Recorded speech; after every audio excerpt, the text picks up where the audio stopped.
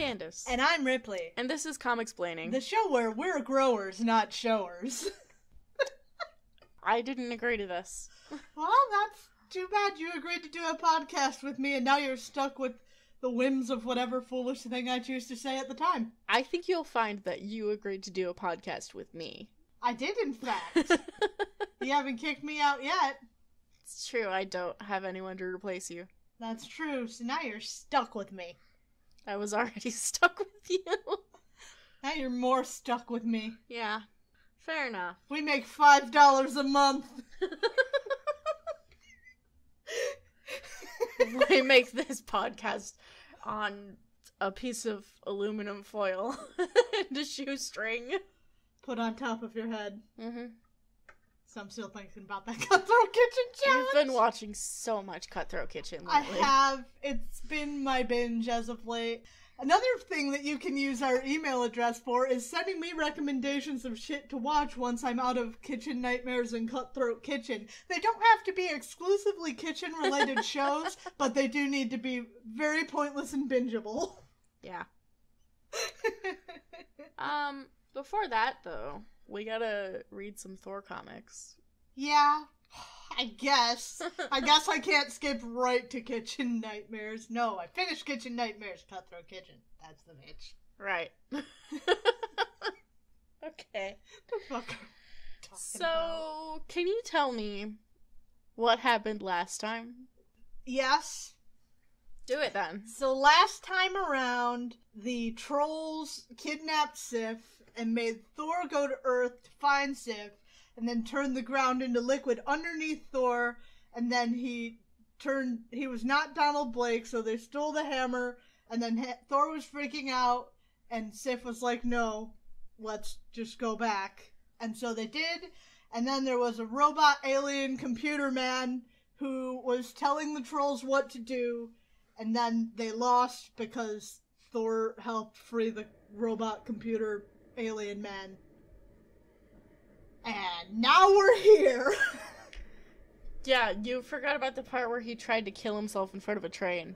I did forget about that, but now I remember. Yep. I think that's the most important part. But yeah, you pretty much summed it up. You summed up what they took like 4 issues worth of comic to do. In 30 seconds. Yep. So the Troll Asgard War is over. Now we're moving on to other shit. Yay. We are looking at Thor number 140 from March of 1967. Written by Stan Lee, penciled by Jack Kirby, inked by Vince Colletta, and lettered by Sam Rosen. And I just noticed, I think it's just the way that this guy is shaded, but this man on the front does look like he has, like, a box over his dick. I'm kind of reading it as, like, a metal loincloth, because he's got, like, separate shit going on here between his legs. So I was reading it more just like a metal loincloth over top of his metal legs. It looks like a box to me. That's all I can say. I can see where you're getting at that. I think it's here, right? Yeah. I think it's a metal loincloth. Well, it doesn't matter because it's neither of those things. It's just bad shading. Oh. So It's not his dick in a box. No, it's not, unfortunately. Unfortunately. That might make him more interesting if it was. The dick in a box, babe. So we're opening this issue right at the end of the Troll Asgard War, where Odin is ascending to his throne, where he's going to make a statement to his people. Okay, so anything I have to say here is completely not related, but his fucking cape is as long as a bridal train. Yeah. And I also just think it's interesting that we have still not seen Thor's mom at any point. So Odin is just like a single father with a bridal cape going on here. It's interesting that you should mention that we haven't seen Thor's mom.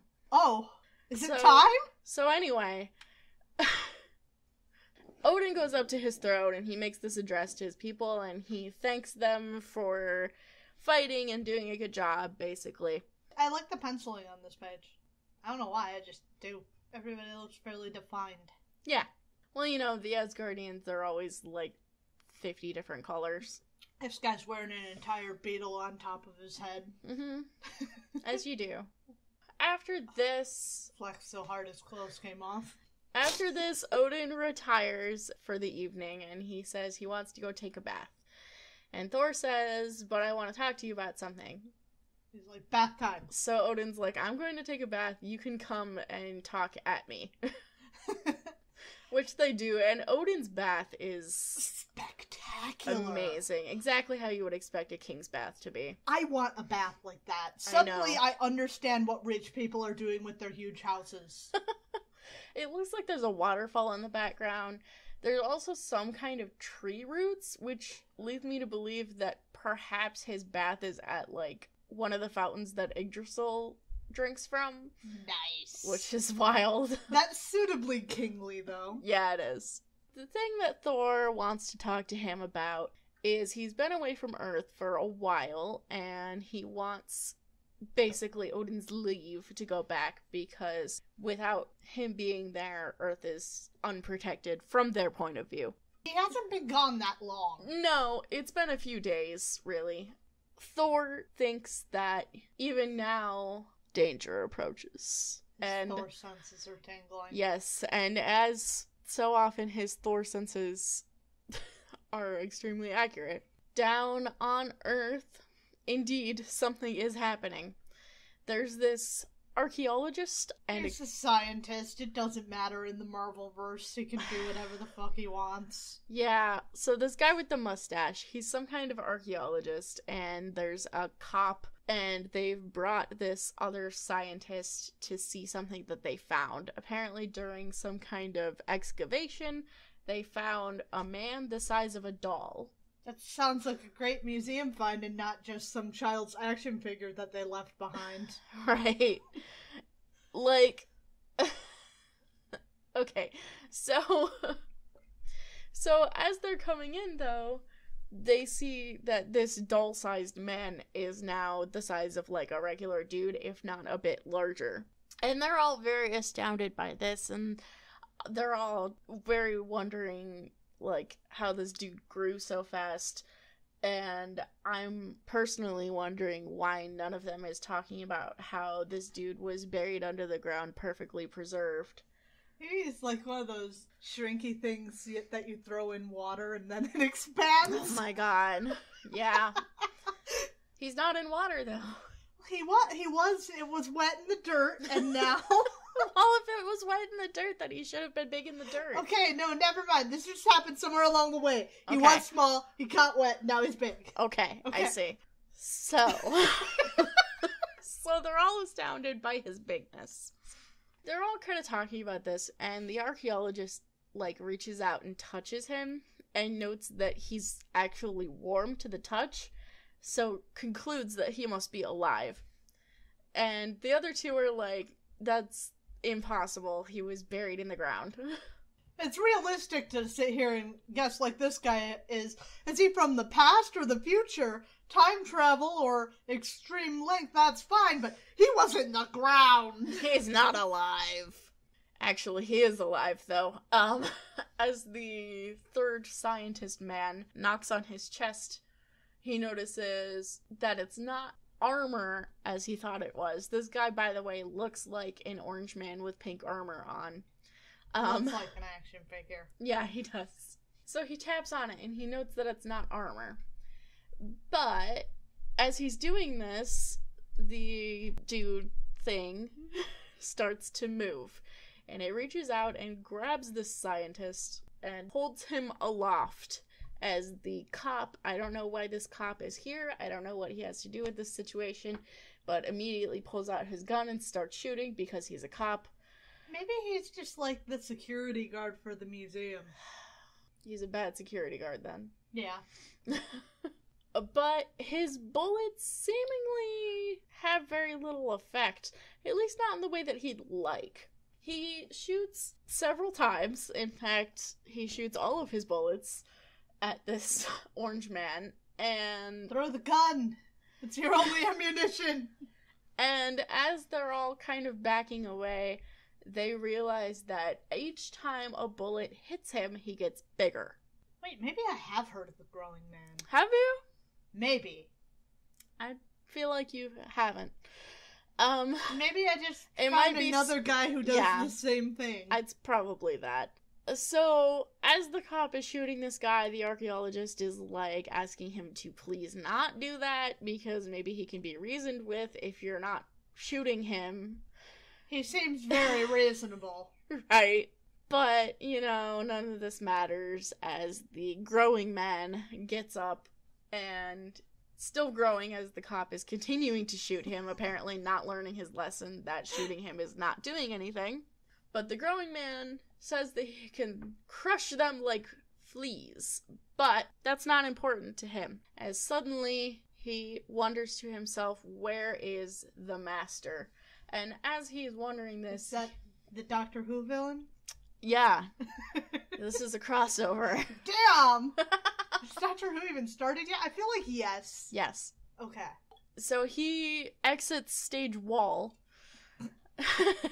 wondering to himself where the master is. Not his master, just the master. And, like any Igor sort. Right. Master! Right, and he goes out onto the street. By now he's, like, easily the size of a house. And he's just kind of wrecking stuff. He actually goes and picks up someone's house looking for his master underneath it. Maybe the master's under the house. Right, exactly. He could be anywhere. Apparently, this guy, he needs the master to tell him what to do because he doesn't know why he's here or what he's supposed to be doing unless the master tells him that. Thor has been given leave now to go back to Earth, but before he does that, he has to talk to Sif because Sif wants to go with him. But it's man's work. Yeah. He refuses her on the grounds that this isn't business for a maiden. It's about heroes and maidens, warriors and maidens, even though she's a warrior too. Right. But actually, secretly, it's because he's still not over what happened with Jane. That's a new development. He seemed pretty over it the last arc. Yeah. Well, now he's not over it. I mean, I guess now that there's not a war on, he's had time to actually think about it. That makes some sense to me. I squint. Yeah, right. He denies her pretty firmly, and she says, well, I'm not going to beg, which, respect. After this pointless conversation, Odin sends Thor back down to Earth with his usual drama, and Thor... Whoa, I cannot figure out the geometry here. Yeah, there's some weird perspective going on. Is he falling on this page. Sideways? No, he's flying. From where? The blue at the top is water. Okay. Because you could see docks poking out into it. Okay, he's flying up. So, yeah, so right, he's this at is like terrible. So he's at an angle over the buildings, basically, and it's bad. Very. So he returns to his medical office. Someone has been paying the rent, apparently. Yeah, where everything is normal. He turns back into Don Blake so that he can get back to work, and apparently, unlike the last time that he just up and left unexpectedly for a while, some unnamed colleagues came and did his work for him while he was gone. I feel like private practice isn't the right calling for this man. Right. Even though he didn't tell anyone he was leaving or when he would be back. But it's fine, I guess. However, as he is sorting through, like, his papers, the janitor comes into his office, seemingly very surprised because he's apparently been out in the hallway for hours. I don't know why, because Slacking, his supervisor isn't there to make him finish. Right, exactly. He's very surprised to see Dr. Blake because he didn't see him come in because he was out in the hallway. And Blake is like, oh, I came here this morning, so that's why you didn't see me. And the janitor's like, oh, well, it's good to see you back from your vacation. And Don's like, yeah. My vacation. My vacation that I took. Yeah, that I was on. Yeah. Don't ask me where I went, though. Don't ask me where I went, and don't ask me about my nurse, who's also not here. Well, he did ask her about his nurse. Yeah, he did. Kind of a sore subject. Yeah. What's going on with the growing man, you might ask? Well, here's a bunch of cops. That haven't learned their lesson. Following him through some kind of park where the growing man has just destroyed a bunch of trees for no reason, looking for his master inside of them, I guess. He could be anywhere. He could be. You never know. Suddenly, the cops happen upon the growing man as he grabs a tree and uses it to attempt to bludgeon them to death, I suppose. I think that would be fairly successful. Yeah. I mean, they're shooting guns at him, but again, that's just making him bigger, so not really helpful in this situation. And he's, like, gigantic now, so he can pretty easily handle this. I feel like this guy doesn't have a great grasp of spatial shape. He's the size of a small mountain. No, he isn't. No, he's not. It's like the size of a tree. Bring it down a notch. Right. So the cops are kind of having a bad time, but luckily for them... Luckily? A mysterious hand reaches out from behind a rock and shoots some kind of gun at the growing man. This would seem to be the master, then? This would seem to be the master, and you'll never guess who he is. He is someone that we know. I gotta pick someone? Yeah. Fuck it, let's go for a weird call. Let's say Heimdall. Okay, I think you know that's wrong before I even tell you. I do know that's wrong, but I cannot... Is it the Executioner? No, that's stupid. No. I don't know who it is. Okay. It's Kang! Oh, holy shit! So, it's Kang the Conqueror. The gun that he shoots at the growing man shrinks him back down to the size of a doll so that he can go out and retrieve the growing man, because Kang is the master who created the growing man. All of a sudden, the scientists being like, maybe he came from the future or the past seems very prescient. We haven't run into Kang yet on our read-through here. No. He's appeared in the Avengers, but we haven't been covering the Avengers. I don't know that much about Kang because I don't read Avengers or Fantastic Four. So, Kang he's a time traveler from the distant future. I don't remember what year exactly. I think at least 3000. That sounds right from the few places I've kind of run into Kang. But he's also from ancient Egypt. Basically, He invented time travel and used it to go back to ancient Egypt, but then his time machine broke, so he got stuck in Egypt and became a pharaoh because he's a white guy, so obviously. Because that's how that works, I guess. This all sounds familiar. This all sounds, Yeah, and then later he did some other stuff, and now he's like a time-traveling... He does time crimes. Conqueror. Yeah, time crimes, basically. He just tries to conquer, like, every era of time. He's all about time travel. And he is blue, but, fun fact, that's not his face, it's a mask. Yeah, I did actually. Well, I didn't know that, but I assumed that. Yeah, I also like how, unlike later comics, his, like, pink helmet thing looks like a diving helmet. It's really silly looking. So he made the growing man, apparently as a weapon to fight against some enemy that he has in the distant future. But instead of just using him in the future where he has to fight these other people, he went to the 20th century and buried him so that his enemies wouldn't find the growing man. But I don't understand why this is necessary. It's Kang! It just seems superfluous. Like, you made the growing man to go fight these guys. So just take him and go fight them. Okay, wait, no. Okay, so, whole plan. Guys, I'm gonna be Kang over here and lure them here, and now they're caught in the pincer.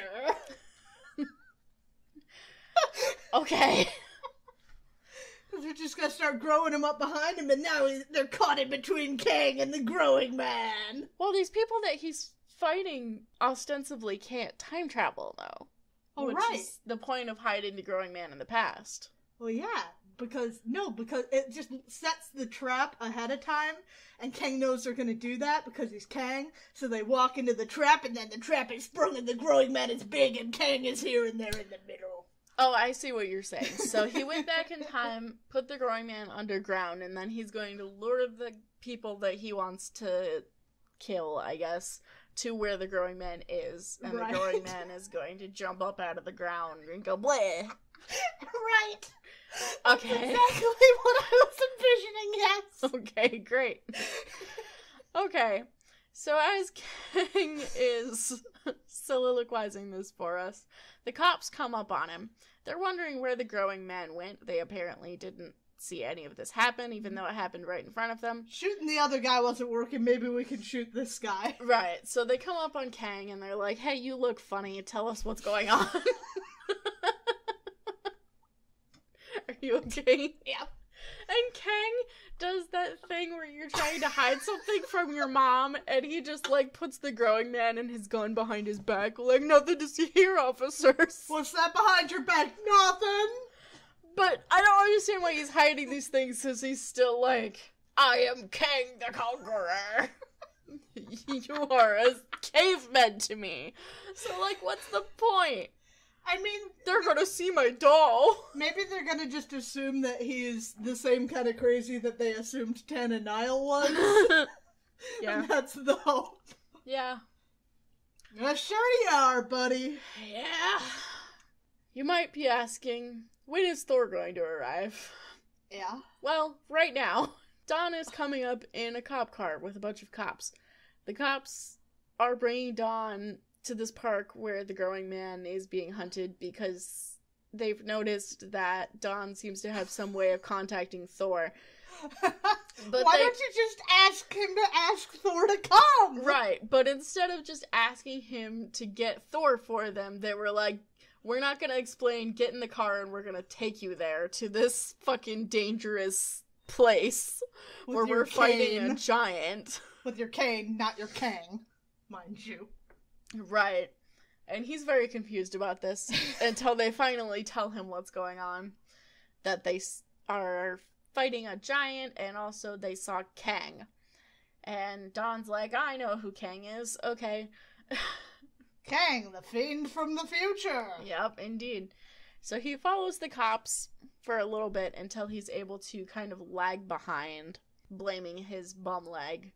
Lagging behind long enough so that he can turn into Thor without being noticed. Because the cops don't care that much about him being there, even though they brought him there. God, this feels like a real jump back after that last X-Men story. It really does, doesn't it? Thor's here now. And Thor arrives on the scene where the cops are now fighting the growing man again, and the growing man is once again normal dude-sized.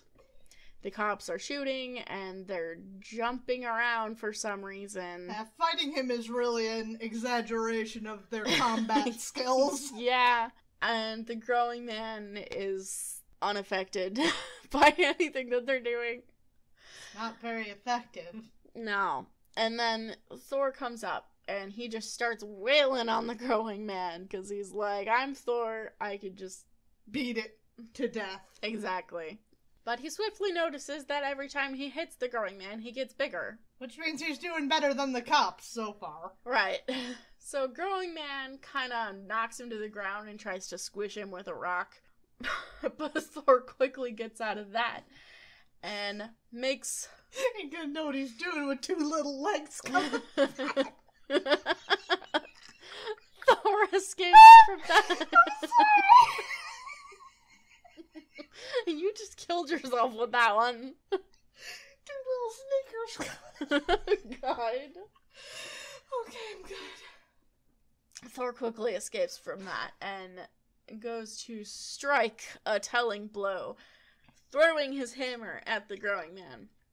The hammer hits, and the growing man doubles in size. Doubles? I think from he the does might more of the than blow. that. Well, it says doubles. But I guess it's a rough estimate. I'm thinking it's that same cop who doesn't have great spatial recognition skills. Yeah. Thor retrieves his hammer, as the growing man is apparently disconcerted by how much he grew from this, because he says if Thor hits him too many times, he could grow large enough that the earth itself cannot hold him. and he whines and cries for his master to save him. And Thor tells us what a robot is. Thor, for some reason, knows exactly what this guy is. He's a stimuloid, which is something that could only be created by Kang, I guess. And when he's hit, his cells are stimulated to multiply so that he gets bigger, I guess. I guess. Sure. Yeah. They don't spell it out that clearly, but that makes more sense than what he's saying. Yeah, and as he is telling this to himself, I guess, Kang comes up behind him and chloroforms him. Just kidding. It's not chloroform. That would be too simple. It's cobalt energy. It's a glove with cobalt energy, which apparently Kang alone is the master of. Not true. There's that guy who almost went crazy and destroyed Iron Man's laboratory. Yeah. And then was under the earth. I don't fucking remember what happened with that guy. I don't even know his name anymore. Yeah, so Kang lets Thor have it for a second and then starts telling Thor what's going on. Like, now that I've punched you a couple times, listen to my evil plan. No, Mr. Bond. So Kang says, I wasn't meant to fight you guys. I made this stimuloid to fight some people in the future, and I buried him in the past secretly, and some archaeologist or whatever dug him up too soon. So I would like to take him and go back to the future and fight the people that I need to fight and conquer the Earth in the future, and at that point I will come back to the 20th century and also conquer that. Wow, sounds like a great reason to just let him go. Right, exactly. So Kang runs off and picks up his dolly again. And then he goes to his time machine, which was disguised as a rock. I mean, points for camouflage. A rock will fit in just about any point in time. Right. Oh, it's his mighty Mjolnir. I was just gonna say that. They misspell Mjolnir in one of the panels here, and they call it Mjolnir. Now to me, mighty Mjolnir. Mjolnir. So Kang goes into his time machine, which apparently means that Thor can't get to him because it has a force field. But, as we all know, Thor can move faster than light. Doesn't matter. So he throws his hammer faster than light, and it swirls around the time machine and creates an infinity vortex, which displaces the entire time machine somewhere outside time and space. He can do that? Yeah. Are we gonna see that happen ever again? So Kang is gone now. Forever. Cool. So... If all the Avengers had to fight Kang before, but Thor could just put Kang in gay baby jail, why the fuck are the Avengers fighting Kang? Right? Why the fuck did they need any of the rest of them? Why didn't Thor just solo it? Why doesn't Thor just use his faster-than-light movements on everything and make everything so much easier? Stan, you never should have given him that. It was too much. And we knew at the time that it was too much. I guarantee Stan forgot that he did that once already and just was like, yeah, he goes faster than light now. Excelsior! Excelsior. Love you, Stan. Okay, so, Tales of Asgard. What happened last time with Tales of Asgard? They were going off, they were running around, and Hogan and his heroes were running around, and they ran into a guy from Hogan's hometown, or what the fuck ever. And then he died, maybe? I don't remember if he died. Okay. He did. And they buried him. Yeah, okay. And they buried him, and then Hogan was pissed off because this guy whose name I forgot, Mogul, because he was like the bumps. Right. Alright, so Mogul, he's like, oh, Mogul ruined everything. Mogul ruined my entire homeland. I'm gonna get Mogul. And then Mogul pops out like he's Voldemort, and you just said his fucking Voldemort name. And he's like, I'm Mogul! Right. I'm gonna go to the Mystic Mountain! And Hogan's like, I don't know where the Mystic Mountain is!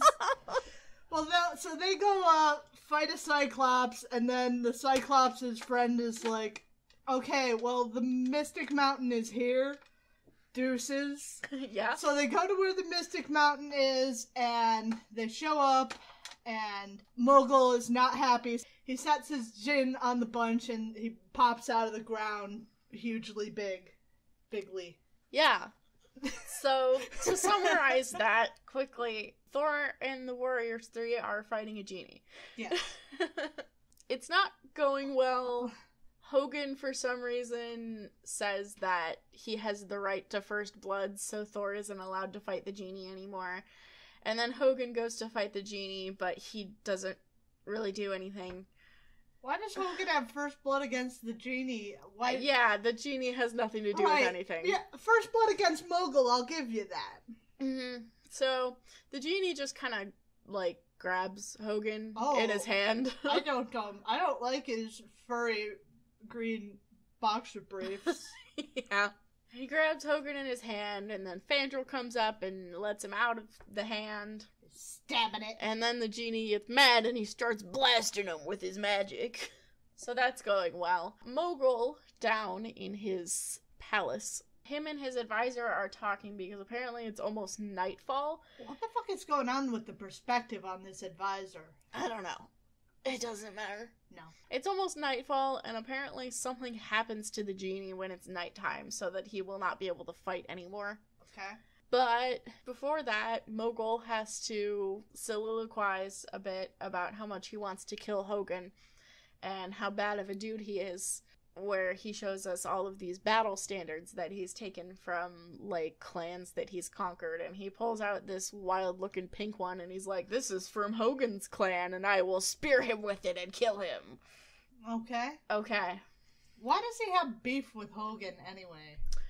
Because he conquered Hogun's homeland, but Hogun was the only one who escaped, so I guess he's, like, the one that got away. Hogun was at the grocery store, and now he's my enemy eternal. Yeah, he's the one that got away, and also because Hogun wants to kill him. That makes them enemies. Meanwhile, nightfall happens, and the genie turns to smoke for some reason. I think they do that, right? Apparently, that's just a thing genies do. Genealogists out there. That was a really bad joke. So the genie's gone, and they can now just go down the stairs into Xanadu. Right, it was Xanadu. I forgot it was also Xanadu. So what did you think of that issue with the growing man? Bad. It didn't have an ending. Yeah. Yeah. This is another one of those points where I feel like if Tales of Asgard were not here, we might have gotten at least a more satisfactory ending rather than Kang just like, I'm leaving, and Thor like, no, and Kang like, yes. Well, and then Thor put him in timeout, basically. Yeah. A few more pages, we might have gotten something a little more satisfying than that. Yeah, you would think. Who is Replicus? He sounds pretty generic, but this cover's cool. Yeah. Before we get into the next issue, I want to say, last time we saw John, they asked me at what point did the Tales of Asgard stop, and I think that's relevant because we're always complaining about them. I was literally just complaining about them. So I wanted to tell you, the last Tales of Asgard is in Thor number 152. So we're close. Oh, we don't have much longer to wait. Replicus sounds like a pretty generic name, though. Yeah, it does. The cover that we're talking about is from Thor number 141 from April of 1967, written by Stan Lee, penciled by Jack Kirby, inked by Vince Colletta, and lettered by Artie Simek. So Thor is fighting a mob boss named Slugger Sykes. Okay, so this is his third mob boss, right? Yeah, I think so. I forget the names of any of the other ones. Yeah. I like that we're just coming in mid-swing here. That's fun. Yeah, so Slugger is, true to his name, slugging. He's actually getting some pretty good hits off on Thor. There's also this bespectacled dork in the background. It's his Igor. Yeah, take note of him. They appear to be in some kind of scientific laboratory with some machinery. So Slugger is slugging it out. He's got the upper hand, clearly. And this other guy, whose name is... The dweeb. The dweeb, whose name is Chuda. Chuda the dweeb. He apparently, somehow through some scientific means, has given Slugger the upper hand in this situation, although it's unclear exactly how. At least until Slugger throws Thor into some machinery, breaking it, and knocks him out. At which point it is revealed that's not Thor, it's a robot. Thorbot. Chuda sets to work repairing him after this fight, as Slugger, doles out some praises and lights his cigar. He's a real gorilla of a man. He's got some hairy-ass arms. Yeah, he's very impressed with this Thor droid. He calls it a robot, I think, to which Chuda is offended. He says they're not robots, they're replicas, which I guess means that they're not really robots, but they're also not clones, so I don't know what the point of the distinction is. But even though Slugger likes the Thorbot, he realizes that the real Thor isn't going to be quite so easy to take down. Yeah. You see, Slugger is upset because ever since Thor came back from his trip, Slugger's guys have apparently been, afraid that Thor is going to get them. Which is weird because Thor isn't like a street level hero dealing with the mafia, but I guess you're in trouble. Sorry. It's okay. But I guess Thor is like a big bad enough dude that he's kind of like the boogeyman for organized crime. Yeah, you end up fighting Spider-Man. It's probably not going to go your way, but you'll be fine. Right. You'll just go down for a little bit of time. You end up fighting Thor, you're gonna be fucked up. Mm-hmm. And I mean, I guess I could kind of see it, even if it's not realistic that they're gonna fight Thor, there's always the possibility, because he's around. So Slugger is not too happy about this, and he really wants to get rid of Thor. But he also realizes that he's not going to be very easy to get rid of. Right. He's not going to get rid of Thor. Right. It's cathartic for him to beat up this robot. Sorry, replica. But it's not really going to get anything done. However, this was a very simple demonstration, but not actually what Chuda is trying to sell to our pal Slugger. Apparently, Chuda's greatest invention is kept in a separate container. And he takes Slugger over to see it and give a demonstration. And he activates it and pulls it out of its box to reveal the growing man, but recolored. Yeah, I'm getting that vibe. Mm-hmm. He's green. His name is Replicus. There's no crime he can't commit. There's no crime he can't commit. When I went into this issue with the villain's name being Replicus, I thought maybe he was like a guy who could like copy himself or copy other things. But no, he's just an android that fights good. Basically. Annoying. Yes. So he's got like a temporary battery pack so that he can give some kind of demonstration to Slugger so that Slugger will buy Replicus from Chuda. Meanwhile, Dr. Donald Blake is making a house call to a nice old lady called Granny Gardenia, who is British, I guess. She's feeling a bit under the weather. As Don comes in, she's praising him and also talking about how she has a son in the city who never visits. You know how boys are. Don sets about treating her and figuring out what's wrong, but even as he's sitting down, two thugs come in.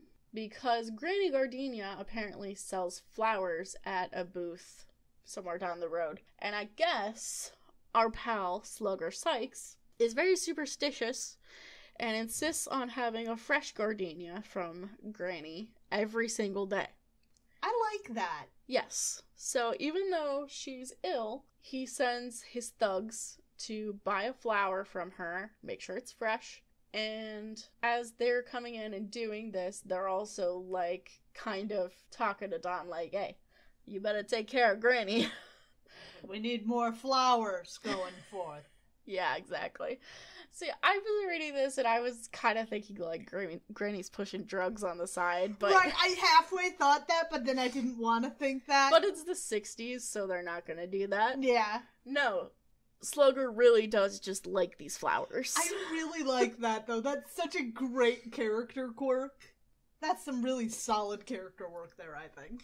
If it holds steady with the rest of him. I like Slugger so far, though. I also like this granny. She's very... She's got a lot of character. She does. She's got a lot more character than most of the characters. Yeah.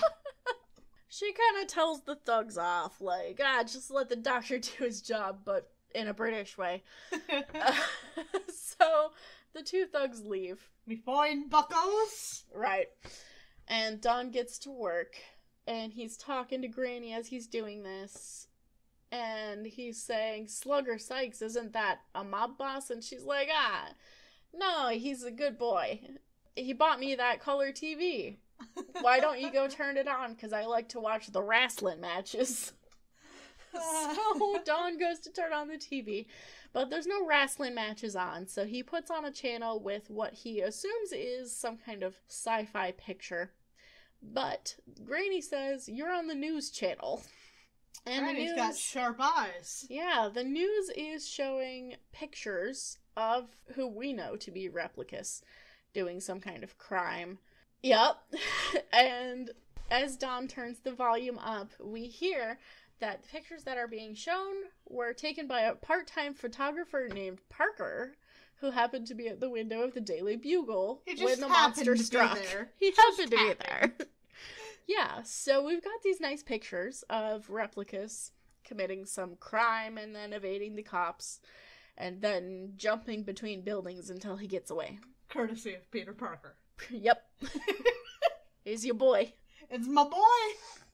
I don't see him all that often in the stuff we read. I know. At least not yet, anyway. No. There's some pretty good Thor Spider-Man crossover stuff later. Exciting. I know there's that one with Loki, and that's good. That one's really good. We're not going to get to any of that for a very long time. Quite a while. As the news is reporting this, Replicus is jumping into Slugger's office, whereupon Slugger's two thugs pull out their guns because they're like, this fucking robot is coming in to attack you.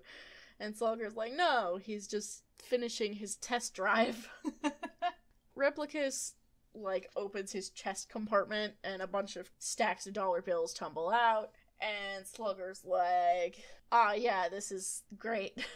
It's good for him because Replicus can do the things easily, get away with it, and he doesn't care about giving Slugger all of the loot. Yeah, I can see where that'd be handy. So Slugger decides Replicus is good enough that he can get rid of his goons.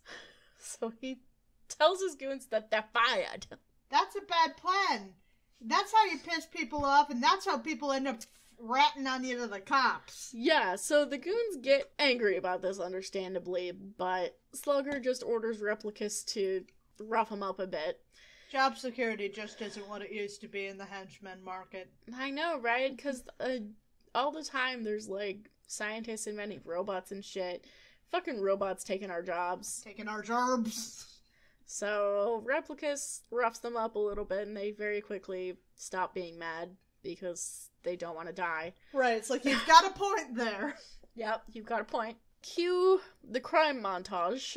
Over the next couple weeks, Slugger has Replicus commit several high-profile crimes. After a couple weeks of this, Dawn is reading the paper and then finally decides to do something about it. Like how he waited this long. Right? Like, you weren't sure if something needed to be done.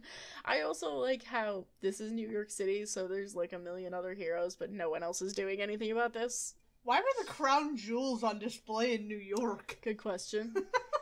I'm pretty sure they stay in... the Tower of London. Yeah. Yeah, that's what I thought. Yeah. Don decides to do something, finally. So he turns into Thor and he goes out to find Replicus. His hammer just leads him there because it does that. Maybe he also has free-flowing electrons. His thong is tingling. I hate it when that happens. Right? So, he finds Replicus.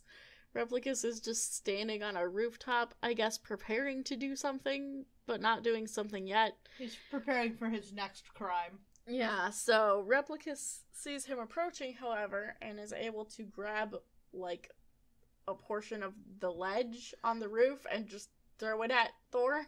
I like how in old-timey sci-fi shit, robots feel the need to fucking narrate what they're doing. Like, I mean, everyone narrates what they're doing at oh this yeah, period. but even it's beyond that. It's like, my built-in sensors tell me an enemy draws near. With one mere grasp of my forged steel fingers, I will see the portion of the solid brick ledge, and thus Replicus will strike. Yeah, it is very robot-y. Very robot-y. So, Replicus throws a bunch of bricks at Thor, which Thor dodges. Wow, that didn't do it? I know, shocking. Brock! That's a really good sound effect. I'm not sure what that would sound like. Brock.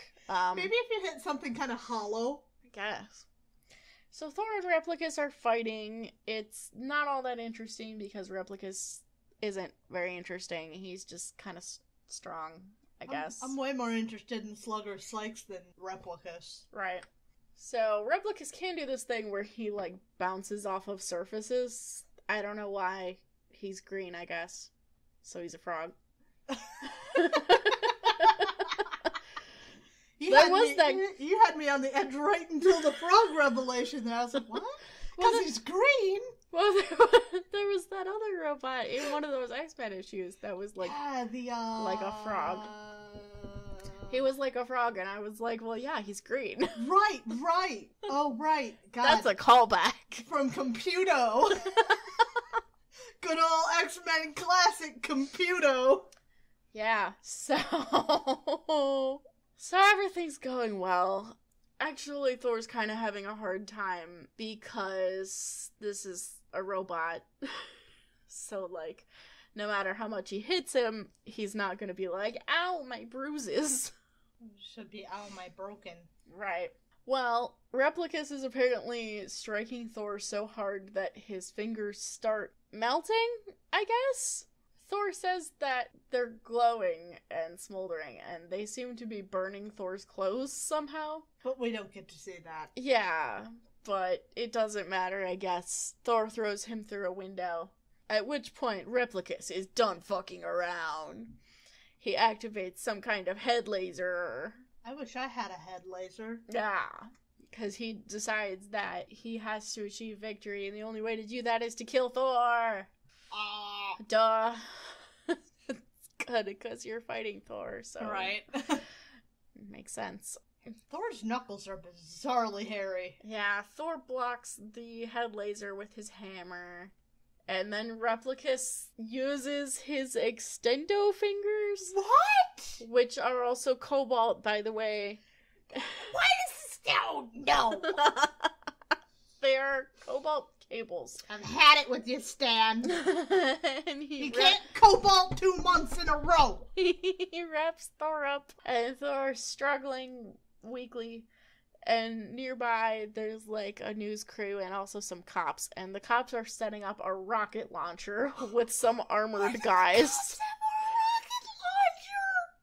The cops have a flamethrower squad and also an armored rocket launcher squad. Wow, police funding is so out of hand. Honestly. So the cops are preparing this rocket launcher, but they're specifically like, we're only gonna use it if Thor can't do it. I want to see these budget requests. We need the flame squad, the flamethrower brigade, and like several rocket launchers. What kills me about the rocket launcher guys is that they're also in plate armor. And welding helmets. And the other cops are like...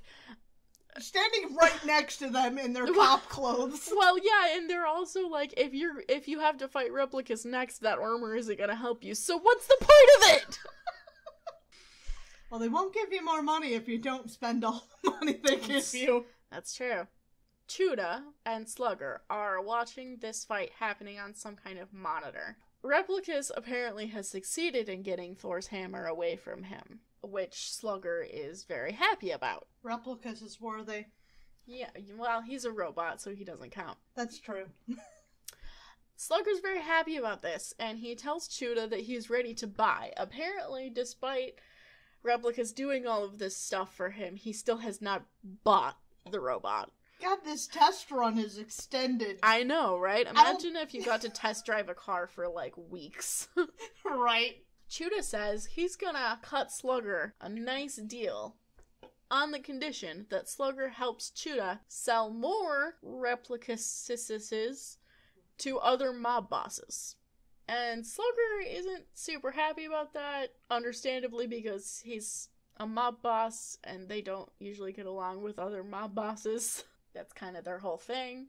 And he says, well, if it's money you want, I can just give you enough to make you rich.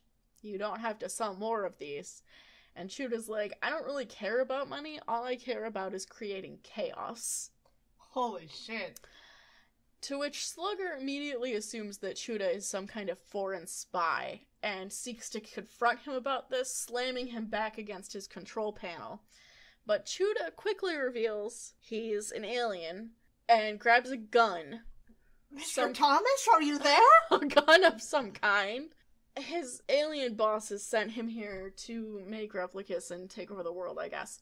So he uses this gun on Slugger, which absolutely shreds him. Right, that looks like it was way grislier than it was, because he's apparently fine. Yeah, so it, like, tears apart his clothes, and it blasts him backwards, and he gets up.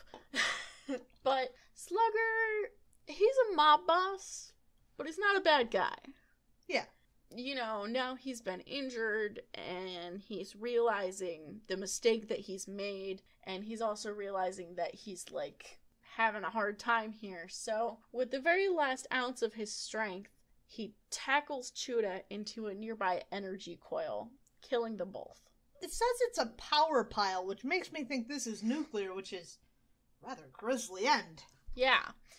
So he sacrifices himself, basically, to save the Earth. That was a quick heel-face turn there, but... I mean, it was kind of foreshadowed earlier with the flower thing. Yeah. And he might not actually be that bad of a guy. Right. I also wonder why he was so bothered about this to begin with, because, like, you're the mob boss, you've got a limited scope of things that you think an area you're gonna control, right? Right. So, like... What's the matter if he sells it to a mob boss in, like, Las Vegas and a mob boss in, you know, the famous Seattle mob? Yeah.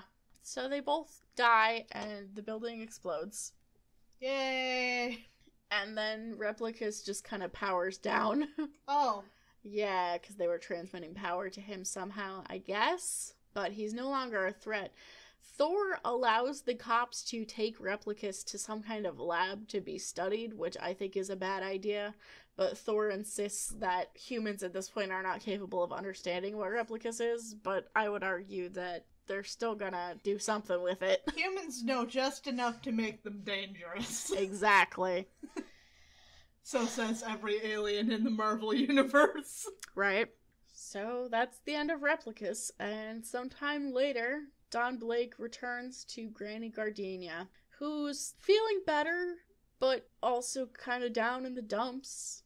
Yeah. Because her pal Slugger is gone, and there's an implication that Slugger was her son. That's not great. But Don does say some very nice things about him. Yeah. He says, fate moves in mysterious ways, and in the case of Slugger Sykes, something tells me that, when the end came, he proved there can be more good in a man than anyone suspects. I rather liked this issue, actually. Yeah? Let's do another Tales of Asgard. That's gonna sour me. Yep. Yep. The boys are descending into Xanadu. No, Xandu. Oh, it is Xandu. Wow, we're doing really good on the lettering. Lead me, mighty Mjolnir! Lead me, Mjolnir, into Xandu. So, they're going down into Xanadu, which is causing a panic among the citizens. Understandable, I think. Understandable, because there's just normal people living here, and they're being invaded. Yeah, I didn't really, like, picture the Magic Mountain having people. I just figured it was, like, his villainous... Like a stronghold. And his villainous pimp palace. Right, no, it's a whole city with people. They're coming through, and fighting all these guards. Volstagg gets distracted by a pretty lady in a palanquin. Understandable. So they're fighting their way through. Meanwhile, Mogul is sitting in his court, seemingly unconcerned about this, passing judgment on a thief. Like there's not bigger fish to fry. Right. He even knows that the genie is gonna be fucked up at sunset, does he not? Yes, he does. So this thief is named Ali Bar, and apparently was sneaking into the kitchen to steal food. We gotta keep our priorities straight. So, Mogul is sentencing him to death because that seems reasonable. Yes. But suddenly, he gets an idea. And he says Ali Bar shall be freed. And not only that, he gives Ali Bar a new set of armor and a sword and a horse. And a bird hat. And he makes him a knight. He gives him a battle standard, and he says, "You will go forth in my name and fight the invaders." And Ali Bar is confused, and then quickly realizes what's going on. He's like, "You're using me as a sacrificial lamb. You're making me go fight instead of you going to fight, and I'm going to die." And he's not happy about that. But he doesn't have much of a choice as Mogul kind of steamrolls over him and summons Satan's 40 horsemen. Which is a thing he can do, I guess. I feel like Satan's 40 horsemen is a mashup of several different mythological concepts, and Satan has nothing to do with any of them. Right. And it doesn't seem like to vibe with his whole genie having. Yeah, it's very out of nowhere. But apparently Satan's 40 horsemen are these demon guys on, like, undead horses who... It's unclear exactly who they are and what they do, but Ali Bar apparently knows what they are, and he's thinking to himself that in Mogul's last act of desperation, he's doomed all those who live, so sounds not great. No, not ideal. Yeah, so what did you think of that issue? I'm just gonna wipe the last 5 pages from my memory and Fair say enough. 4 stars, actually. Uh-huh. I mean, it wasn't tremendous, but Slugger Sykes and Granny Gardenia were so endearing to me. I know. They were the best part of that issue. If they'd just gotten rid of Replicus and made it all about that, it would have been good. Yeah. That's all I have for today. Okie dokie. Well, I guess that just leaves us our usual housekeeping to go through. So like I said, if you have any fucking streaming shows to send my way, or if you're a person who knows about genies, I have been informed that that is not called a genealogist. Shoot us an email over at comicsplaining@gmail.com. Couple other places you can hit us up. We are over on Facebook, Tumblr, Twitter, Comicsplaining, all those places. If you want to catch a video version of the show, we are over on YouTube. We put up a version every week along with the audio release where you can see different video clips of what we're talking about. Like, subscribe, and smash the stupid bell button over on YouTube, and that would help us out quite a bit. Other ways you can help the show. We have a Patreon. If you donate over there, much as our one fine and great patron Robin does, you get access to the show a day early. If you donate at higher tiers, higher rewards. That's pretty much the name of the game. Yeah. We're also over on Ko-fi. You can send us a few bucks.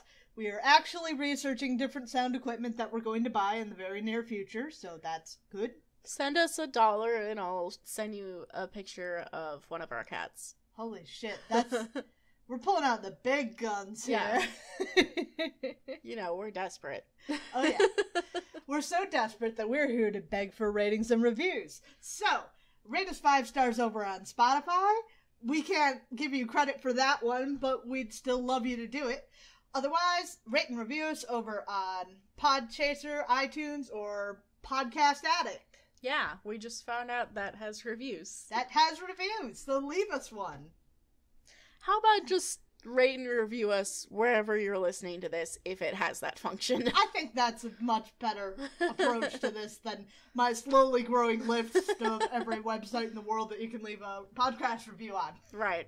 Join us over on Discord. We chitter-chat about this and that and the other thing. We need more people to talk to, so we would like to hear that. We leave a link to that in the description of every episode, so join us over there. And we're going to be back next week with the X-Men, and we look forward to talking to you then. Bye! Bye!